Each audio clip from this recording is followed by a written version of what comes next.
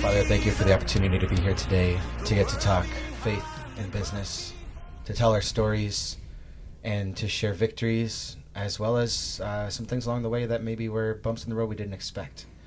We ask that you bless our conversations. May it all be to your glory. Amen. Amen. Welcome, everybody, to the Business with Christ podcast. I am David Vanderblumen. I'm Kyle Hackbarth. New guy. Yeah, new guy, right? And I'm Tim Badler. So, Business with Christ. This is a program we started with the De Pere Area Chamber of Commerce. Kind of came as an idea about it's over a year ago now. A lot of faith groups, men's groups, women's groups, you name it, that have a faith component, Bible study component. A lot of business owners in there that are just not able to talk about their business. That's just not the right time or the place. So I blame my dad for this. His idea, he brought this up to me. I'm like, well, what if we had a business group that talked about Jesus? So Business with Christ was born, and currently with the Chamber, we have a group that gets together every month. It's the first Wednesday of the month. It's probably 24 of us on a regular basis now. We just talk about how faith drives our daily business lives, and it's our fastest growing program with the Chamber. And I'll get into it in a little bit, but I mean, it's amazing how the conversations I get to have with people every day through the Chamber, it goes into a faith component. And this is such a needed thing. Tim, you said it before. This is something that everybody has wanted. They didn't know they needed it this bad. That's what we are. And we decided to start this podcast, try to reach beyond the limits of the De Pere area into Northeast Wisconsin and beyond. So Kyle Hackbarth, he's the owner of James Marketing Company, who produces this podcast for us. He is now joining us as a host. Kyle, welcome. Woo! Yay! Tell us about yourself, buddy.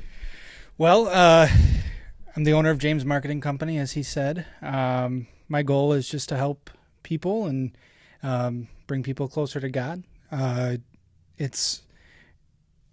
company was named after my grandfather, but I also like to add in that it's called James Marketing Company after the book of James in the Bible. It talks about servantship and really loving and supporting people for who they are, and it's just been really important to me. The Business with Christ event in general was something I almost actually didn't go to. It wasn't that I didn't want to or anything like that. I had a couple meetings, and so I wasn't sure if I was going to be able to make it, and those meetings ended up getting canceled. I was invited by one of my clients, Dorothy, from Festive Balloons. She invited me to come with her. We had briefly talked about faith, and she knew that was important to me, and it was important as a company thing in general. And I said, well, I will try my best. I have like three meetings, and miraculously all of those meetings got canceled. And Dorothy picked me up from my office and said, all right, we're going to go. And I ended up going, and it was so cool to be able to see so many different people in, an entrepreneurial journey, talking about their faith. I remember Dave said this a few times, but there was one guy, it's like he sat down, he was just, kind of listening, and he ended up just starting to talk about a bunch of things, and he stops and he's crying, and he goes, I don't know why I'm telling you guys this. I don't know you guys. But it's so cool to be able to see those people get to talk about something that's not normally talked about, and to be able to normalize that, because it should be normalized. It should be something that, is the most important in people's lives. And so that's why I strongly believe that this is an amazing thing that we all get to be, part of. So we're going to have to get that guy on one of these days, because it's a couple times he's made an appearance now. So Right. But it just proves, and Tim, you've said this, you run into people out in public now that you know each other from this program. Yep. And that's what it's all about. It's amazing how that happens, and then the conversations that come from that. we all get to do our daily work life things. We all, Tim, obviously your ministry and whatnot, but your other job definitely is not ministry. Are you sure about that? Well, and that's the thing. I think that's the cool part. And, those that don't know, Tim bartends for my brother's bar, actually, on Fridays. And I remember, before I really knew him, being able to watch from afar how he just kind of let his actions speak louder than his words. And I think that's so much of what we discuss on this podcast, what we discuss when we're together as a group. It's actions do speak louder than words. We don't want to be preachy. We don't want it to necessarily be let's do a Bible study and just use words.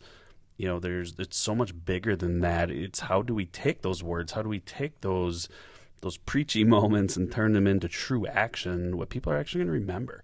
And I feel like it's working. To keep it as simple as possible, it's absolutely working. People are noticing.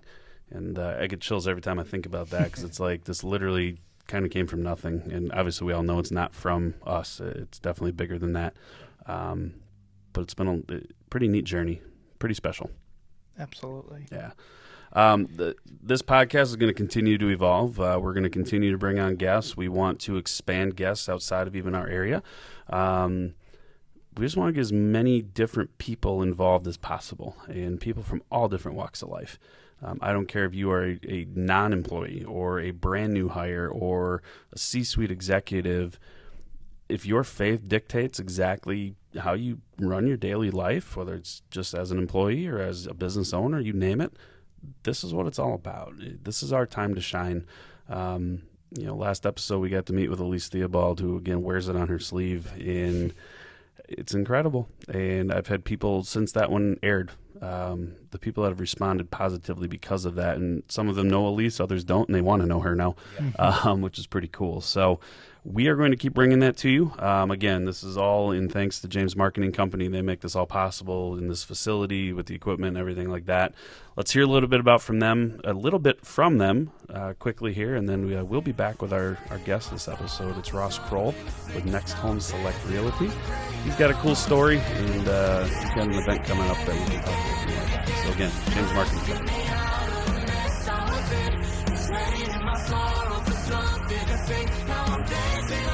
Realtors, are you looking to stand out? Are you looking to be the next top dog when it comes to real estate? Well, I have the perfect package for you to make you stand out and make you look good. So, you get 2 properties that you get pictures of, and you get a professional video or multiple videos for each listing. And on top of that, you get social media management. That's posts every other day for $1,000 a month. Now, you look at it, you lay it out. The typical photos of a house and a video is going to get you somewhere around $600 each one. So let's say you have 2 listings, you're already at $1,200. With my package, I include social media management as well as those pictures and photos of listings. Now you might ask, Kyle, what if I need 3 properties pictured? Well, that's just an extra $200. So give me a call today or email me and we'll make it happen.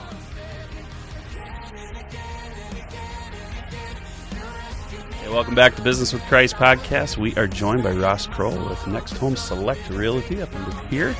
Welcome. Thanks for having me. Tell us about yourself. How much do you want to know? Everything. The whole journey. Everything.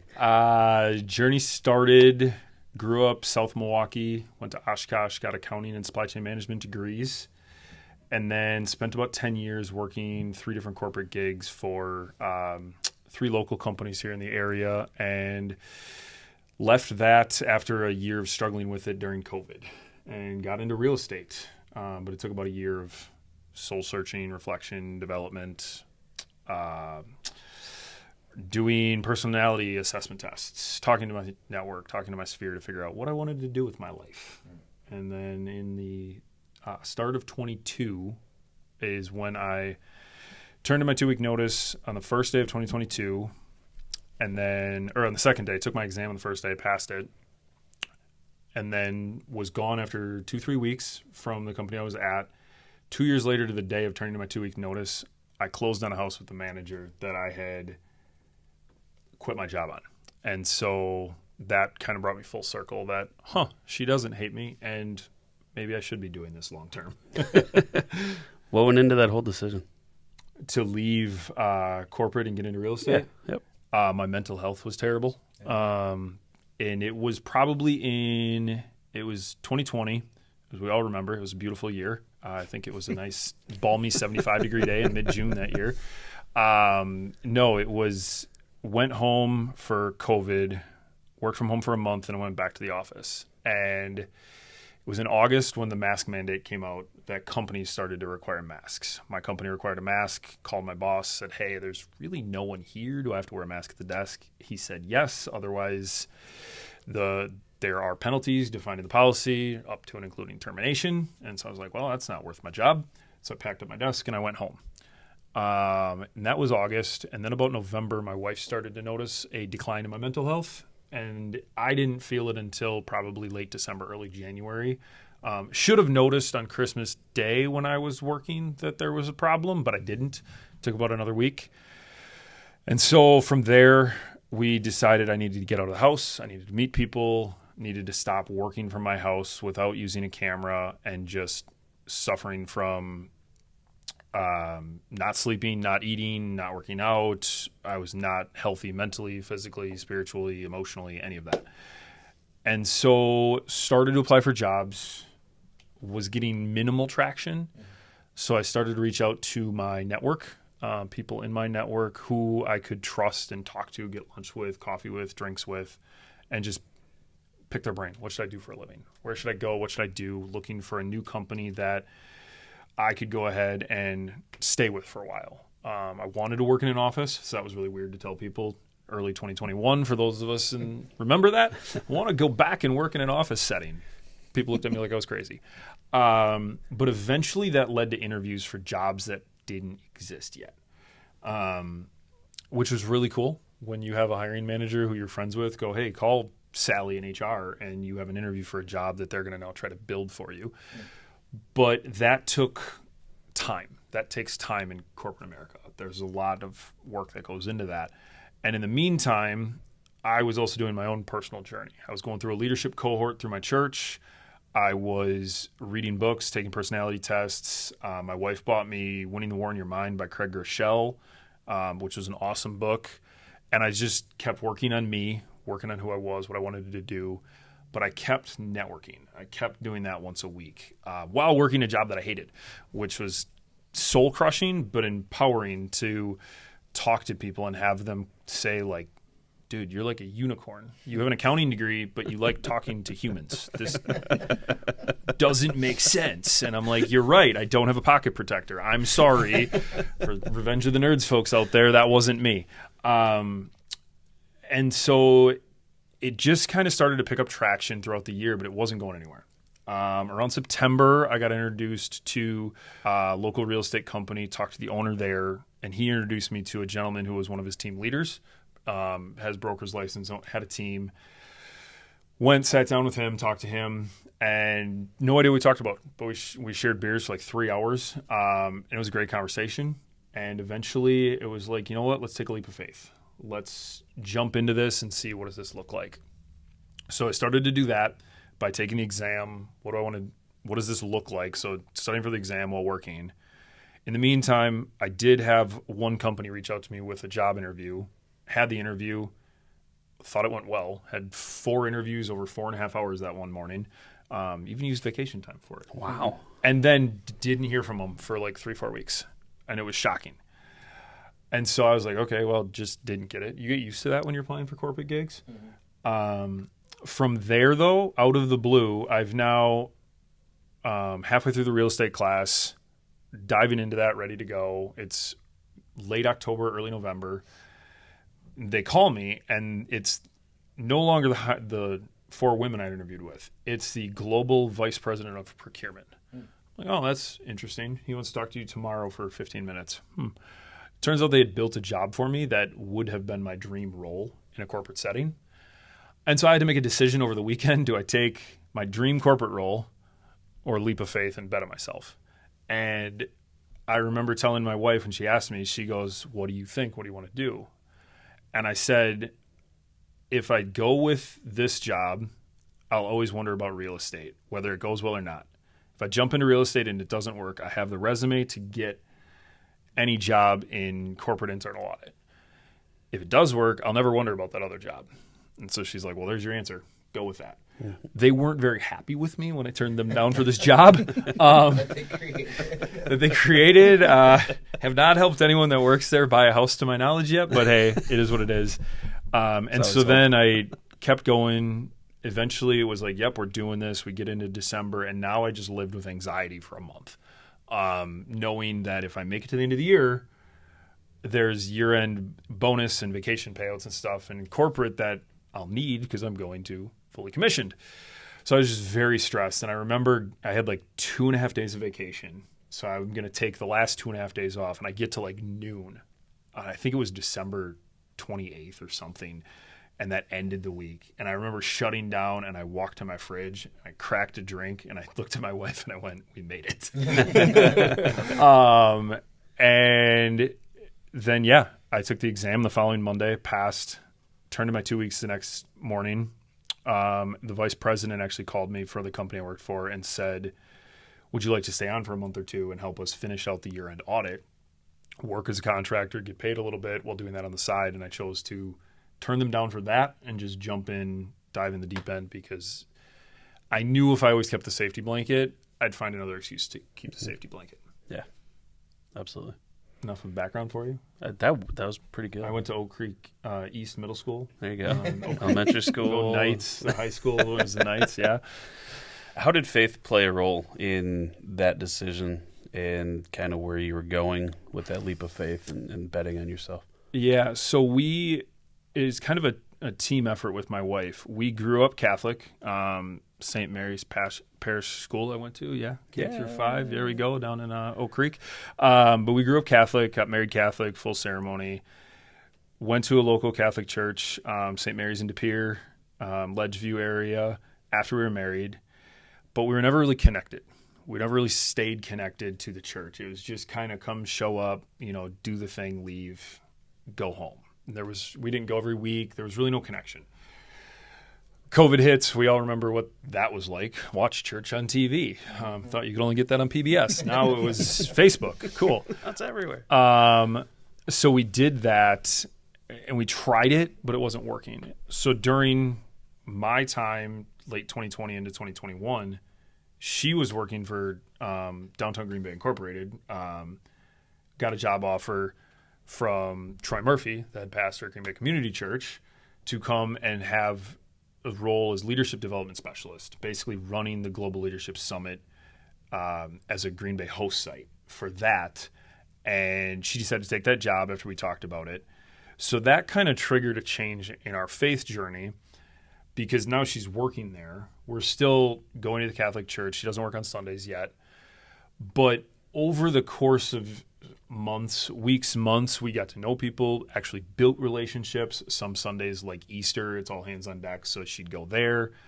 And we started to just build more community through conversation there, and we realized, maybe we want to make a change.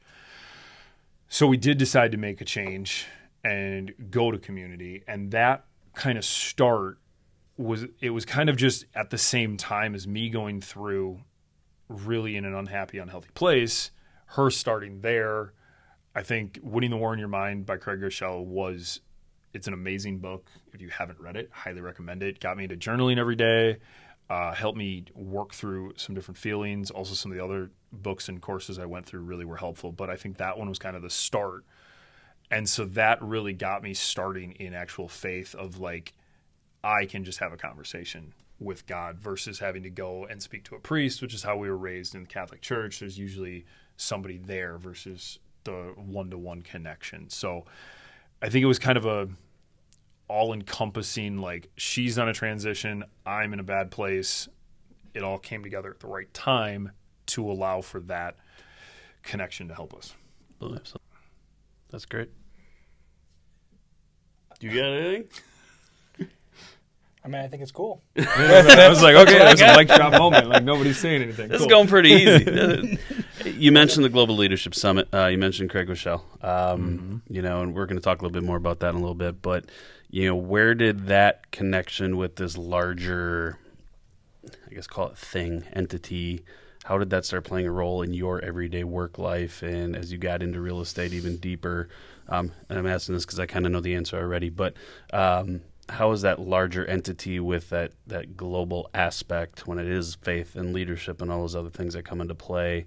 How does that play a role in your everyday real estate life? I think for me, in how all of that, the global mindset, the Global Leadership Summit, and, faith, people, all of that, how it plays into my life and how I do my job is I get almost all of my business through building relationships. So, and working my sphere, whatever that looks like. So you can buy leads online, you can cold call. I do ring doorbells. You can send out mailers, you can buy billboards, you can do so many things to find somebody looking to sell a house. I mean, statistically speaking, someone in this room, minus one person, might be looking to make a move in the next couple of years. You never know. But what I've found is sharing that story, having an honest conversation with people, and being really more of my true, authentic self versus just this guy who is there doing sales and helping people and is a salesman. I've found the former to be better for helping me build connections and stay in contact, like the former manager who literally quit my job, put her in a bind. 2 years later, I'm helping her close on a house. It's like, okay, there's something to that relationship mindset. And I think that came from learning personal development work, leadership development work, and also just coming from the concept of like, I feel all the feelings of my clients when I'm going through it.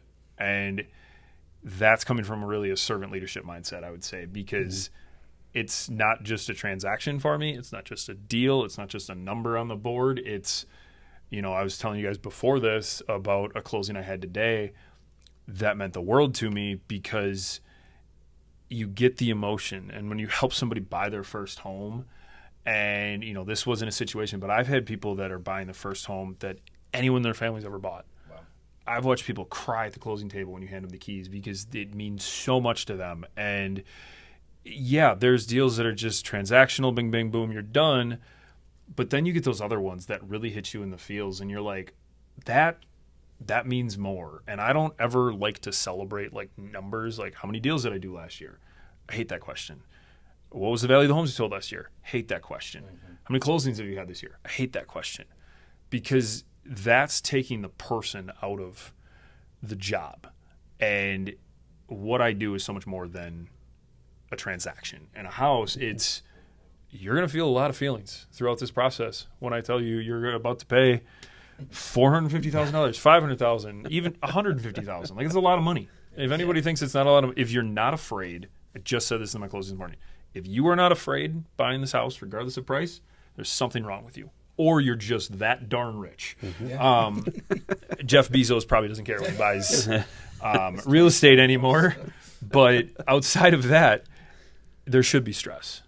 And my role is to hopefully help alleviate that as much as I can. Mm-hmm. And so going to the Global Leadership Summit and talking with people there and listening to speakers, there was one, actually it was Craig Groeschel, ironically, that talked about it. The first message I heard him speak, he talked about the acronym GITMO.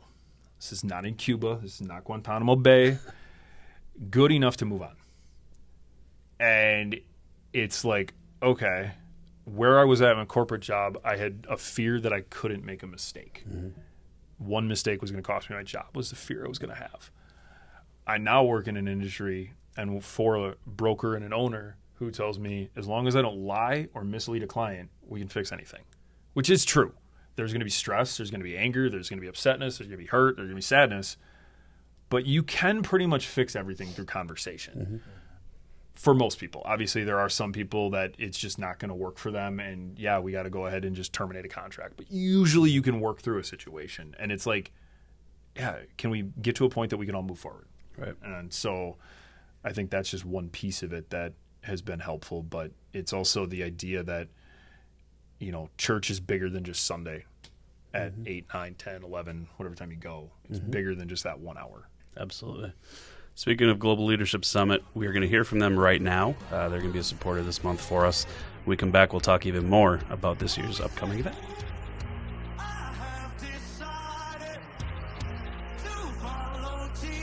What could you do with 2 days? When it comes to how you spend your time, you want to be intentional, impactful, inspiring. You want your investment to be worth it. The Global Leadership Summit is 2 days to unplug from the everyday, to refuel, refocus, and gain practical skills to level up your leadership. The Global Leadership Summit gathers in locations across the world. This is a community of people dedicated to investing in themselves. Curious, growth-minded leaders sharing inspiring moments that have a transformative impact on your heart and mind. The Global Leadership Summit is 2 days of renowned speakers, uniquely curated thought leaders from every industry. Gain tools that challenge you to amplify your influence and equips you to lead where you are. This investment in your leadership now will create exponential dividends in your future.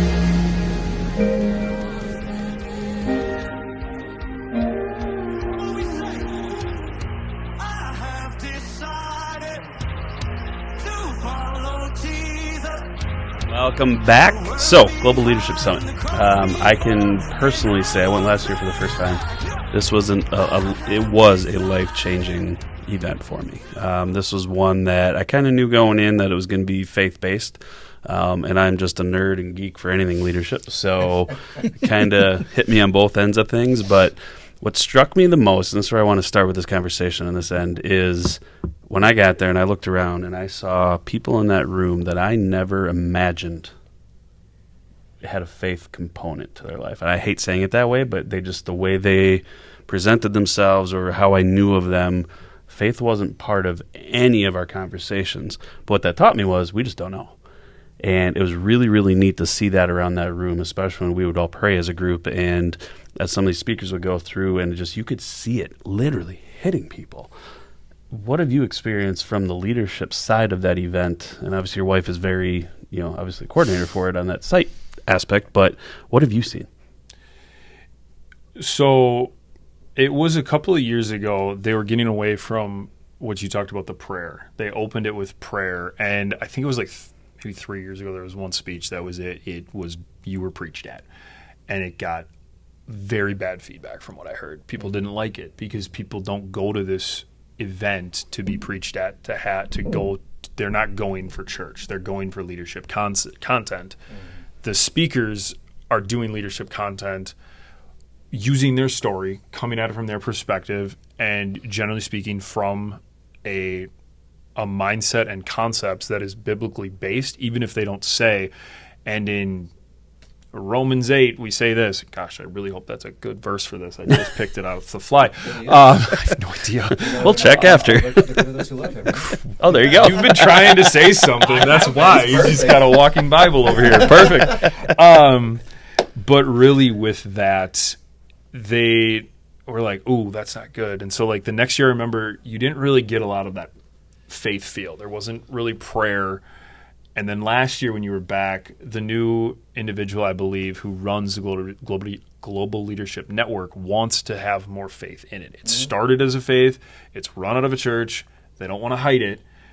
They want to kind of have it be a concept of like, look, we're faith-based, but we're not going to stand here and beat you over the head with the Bible. It's going to be more conceptual, based of like, here's what we do, here's how we talk, here's what we think.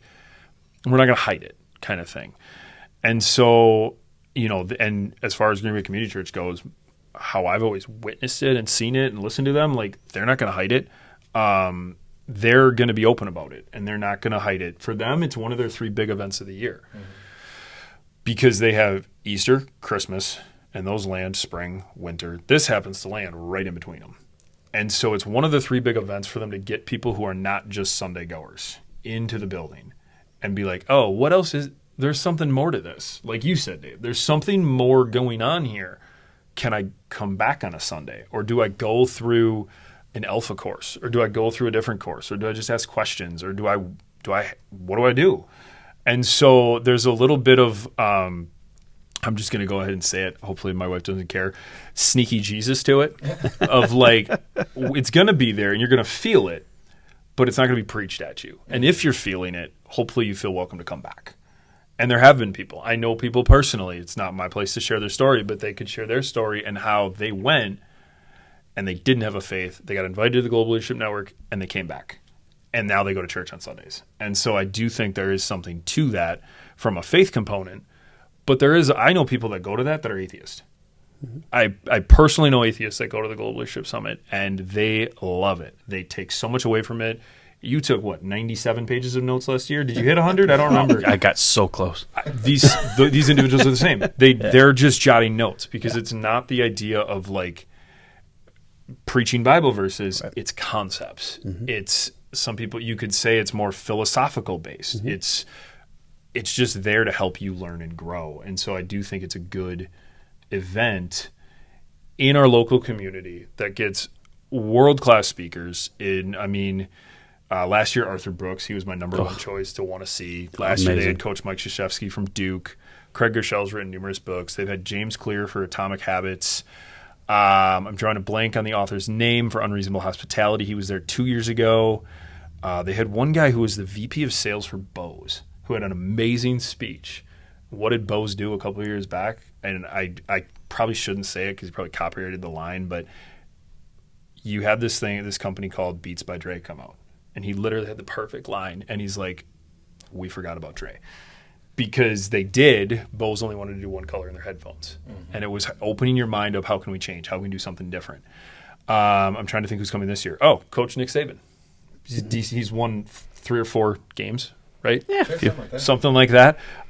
He's won. There's a couple other speakers this year who I'm drawing a blank on the names, but they get the top echelon of speakers. And generally speaking, they have their list about 5 years out. I think they had Secretary of State Condoleezza Rice 2 years ago. Bear Grylls has been there. So you're getting people with experiences. This isn't just the David Vanderblumens of De Pere that are speaking. It's a little bit higher end than that. Sorry, Dave. Slight shade. Sorry, Dave. Explain to people how this works. So it's live in Chicago, correct? Yep. Willow Creek Church out of Chicago. They broadcast it and they also record it. So while it's live on August 7th and 8th this year, it will be broadcast to host sites across the country. You can broadcast it to your own living room and watch it for 2 days on your own, or you can go to host sites. Green Bay is the largest host site in the state. They'll have probably 450 to 500, maybe more people show up. And they broadcast it on 4 screens in the room. So if you're not familiar with how the church sets up for Sundays, or just in general, it's a large, basically gymnasium, 4 giant projection screens. And then each year they set it up a little different. They got 8-foot long tables, rounds, and they set those up with seating and however many people are going to be there. But then they also set it up in a way they'll get, during some breaks, there'll be some local speeches, which I know, Dave, you saw some of the local speakers last year, which you enjoyed. Food, they work on having snacks, coffee, soda, bringing in lunch. You pay for your lunch, but they work on coordinating. So you can basically just be there, learn, and engage. But it's also an open facility. If you got to take a phone call, if you got to leave, stand up and leave. The speaker isn't necessarily in the room, and even if it is, we're all adults. Right. So get up and leave. Go to a showing if you're a realtor. Go take a business call if you've got a sales call to make. And if you go, you get access to the content. So you're like, crap, I missed that one because I had to go and take a call. Great. Go and watch it online after the fact. Yeah. So does that help? Does that answer? It does. Did you have any thoughts? Well, so, I've been to a number of leadership conferences before, but I think the key factor here is it's not strictly a faith conference, as you mentioned, and it's not just, we're going to get some local business leaders together. But these are people who have life experience. Yeah. How much does that experience really play into what you gain out of it as an individual? I think it speaks volumes because you know that these aren't just Joe Schmo from down the street who, he's great, he's in our local community, he's done a lot of things, but these are people that have a following. These are people that they speak across the globe. There's people I listen to that, this is not going to go to him, but boy, would I love to see Jocko on here one day. Extreme Ownership, have that on there. But it is people at that level. If you've heard of someone like Jocko, it is people at that level that are doing these speeches. And a lot of times what my wife's told me, because she runs it, is people that haven't really made it to this global speaker echelon yet, the minute they get on this stage, they're there. And they will now be having a global impact with their speeches going forward because they've had that. I mean, you look at James Clear with Atomic Habits, like the be 1% better every day. How many people wear T-shirts that say 1% better? How many people do you see reading that book, or like top 10 personal development books? Like that's on it. That's usually in the top 5. So why is that not somebody you would want to go learn from and see more of? Yeah. And for the price, what did all those leadership conferences cost you? They range in price anywhere from usually like $129 to $200 some just for an individual. Yeah, and depending on when you buy this, you're getting 2 days of content for, I think they have 16. Gosh, I'm going to get in trouble if I get this wrong. 12, 16 speakers this year. And right now, I believe it's $189 for a ticket. Yeah. And it'll go up to $219 after July 16th. Yes. But there are discount codes. Yeah. And If you're connected to this charity, if you're a first responder, military, nonprofit rate, like the goal isn't to make money. The goal is to get you in the room. Oh, yeah. And so there's a lot of people that, hey, how do I just get you there one time? Like Dave a year ago, he's like, sure, I'll check it out. Why not? And now he just talks about it all the time, and he wants to be more involved, and he asks me to come and talk for 30 minutes about it. So, yeah. But it's life-changing. I mean, that's the thing. I want to get that across to people. It's not even the content that you hear specifically, but it's relationships. It's the books. I bought more books last year during that event. Literally, as I'm going, I'm like, oh, got to buy that one, got to buy that one. There's one I got was from Arthur Brooks. It's called Love Your Enemies. It's an amazing book. It is. It's all about this contempt that we create as a society between us. You know, take any topic, religion, politics, you name it. We all have different opinions, right? And we go into these conversations. Our inherent goal is to change the other person's mind on this. All that does is create contempt. And it's this big divide. I got done reading that. It was probably, I don't know, October last year. It was one of the first books I read after the event. I was up at our cabin. I got done. I literally went outside. I took a picture of an American flag over one of our buildings up there because it was just cool looking. But I made a post. I'm like, I got rid of my Instagram. I got rid of my TikTok. Got rid of my Twitter or X or whatever you call it now. I got rid of all this stuff because all it kept doing was creating this contempt between us. And I was tired of it. You know, so since then, I no longer have Facebook. I have a dummy account that keeps me access to my work groups that I have to be part of. But beyond that, I'm done with social media. But it took going to that event, hearing Arthur talk, reading his book, truly life-changing. And that was just one example. And talking to people since then, it's amazing what was taken away from that. It's there. It's right there in your backyard. If you're here, there's sites all over the country. It's just, you got to go check this thing out. It's fantastic. Yeah, and it's not just, I was just in Vietnam for an event and learned that I did know it was global. So it's live here in the States. They record it, then they bring in translators and they translate everything and they ship it off to the rest of the world. So they translate this to countries all across the world, and there's people across the globe that are literally speaking that same language, going through the same struggles we are, doing this, living the same life, struggling to do this, struggling to do that are going to it and having that same impact. And it kind of really brings the whole world, it makes it really small. But yeah, I mean, the books are available that they talk about. Some are available on site. Some you just Amazon them. I know other stories like yours that people have told me when I've invited them and they're like, it changed me. Oh my gosh, this is amazing. I'm doing this or I'm doing that. And I think what it really does, and it's not just the Global Leadership Summit, or it's not just this book or this test or this cohort that you go through. It's getting to the point that you can accept the idea of like a change in your mindset. And we go through life right now, and in our society, nobody wants to change their mindset. Regardless of who you voted for, if I told you had 30 minutes to sit down with Kamala Harris and 30 minutes to sit down with Donald Trump, go have a conversation. How many people are going to not want to talk to one of them or just want to tell them they hate them? Versus understand, tell me more about you. Help me understand a little bit more about you. Let me have a conversation and learn from you. Because I don't know what I can learn from anyone in this room. Right. We can all learn something from somebody, and just having more of an open mindset and being open to learning new concepts and ideas. I think I've been going now for 3 years. You and my wife's been working there this will be her 5th summit. It is drinking from a fire hose.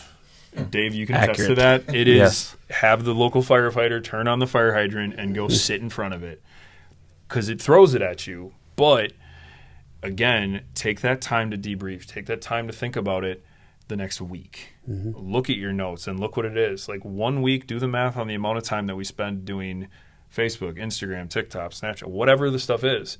Take the time you don't spend at the gym when you wish you went to the gym. Take the time you watch at Netflix and Peacock and Paramount and all the things.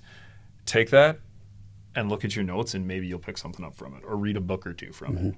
Totally. So, yeah. Totally.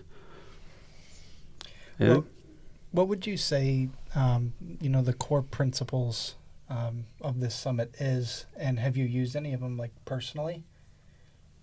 Or what are the main ones that you've used personally? The core principles of the summit are probably on their website. Do I know them? No. My wife probably does. What I would say is, have I used them? Yes. And I think what going to the summit has done for me has helped me to grow in areas I was already starting to grow in. During my time in 2021, when life was a real struggle and I was really down on myself and in life in general. And I remember, I think it was it might have been the 2022 summit. Ryan, darn it, I'm forgetting his last name. He had a speech, and he's got a young son who he took time away from work, took his kid to a Lakers game, sat down near the bench, and he had the opportunity to completely shut off and see his son, who is probably 8-10 years old, with a big giddy smile on his face the whole game. And he realized in that moment that he was the wealthiest man in the world, because he was defining success not monetarily, not by a title, not by the fact that I couldn't even guess what he's getting paid for these speeches kind of thing. Like, he's speaking across the globe. He's a consultant, all that stuff. His definition of success right there was, my kid's happy. And having that mindset is something that I've grown in a lot in the last few years of, like, again, it's not about number of transactions for me in real estate. It's not about the number of deals, the number of clients that I have. It is, how many lives have I impacted? How many single moms? How many, married couples? How many people that are going through a divorce that are struggling? How many people relocating for a job, death, birth? All the positives and negatives is all what goes into my work. But if I look at it with more of a mindset of, like, how can I help you? It just feels a lot better to go through it. And so I think the summit just has helped me grow, and listening to the speakers at it has helped me grow in that mindset of, like, there's more to life than a job. There's more to life than this deal. There's more to life than this paycheck or that paycheck. It's like, the world will continue to spin. And if you can't accept that, it's like, we got to work on that first. But I think the speakers that they bring in generally, do I get something from every speaker? No. There's been a handful I probably didn't get much from that. But then you look across the room and you see somebody else that's just eating it up. Oh, okay. Resonating with you, not with me. Cool. Next speaker up. Is Nick Saban going to resonate with anybody or everybody? Probably not. I guarantee you there's somebody who's like, who is Nick Saban? That's okay. Because they'll resonate with someone else. Maybe they'll resonate with one of the female leaders that's up there, or with Craig, or with a local speaker who's doing a local speech right here in town. So I think that's really, it just has helped me continue to grow. Let's go over some details. Dates again? August 7th and 8th. Okay. And website? Website to get tickets. Go start at the Green Bay Community Church website. You go through that because then it'll register you for their site. If you don't go through there, then it's going to be difficult to get set up for their site. So go to Green Bay Community Church's website, or Which is? Yes. We don't script questions, can you tell? Google it. It's easy. Maybe if you don't want to use Google, you can try Bing, Yahoo, Chat GPT, Ask Jeeves. Wow. There's a lot of options you can use. I don't know the URL offhand. Start there. But if you are connected with Thrivent, a nonprofit, you're a first responder, you're military, you're a nurse, you are connected to the De Pere Chamber of Commerce, there's multiple other groups that get discount codes that I'm just blanking on right now. Reach out to Dave. He can help get you connected to somebody. You can reach out to me. If you know somebody at the church, you can just go talk to somebody at the church. Get a discount code if you can. It's not about making money. It's get someone in the room that it will have an impact on. And go from there. Absolutely. And yeah, you can go right to our chamber website, deperechamber.org. Go to our events page. It's right on there, and our discount code is on there as well. So feel free to use that if you're watching or listening to this. Again, I want to see more and more people at this thing. As Ross said, I've gotten more involved and I want to be part of it. And again, it's life-changing. This is an event that I think everybody needs to at least experience once. I promise you'll thank us later.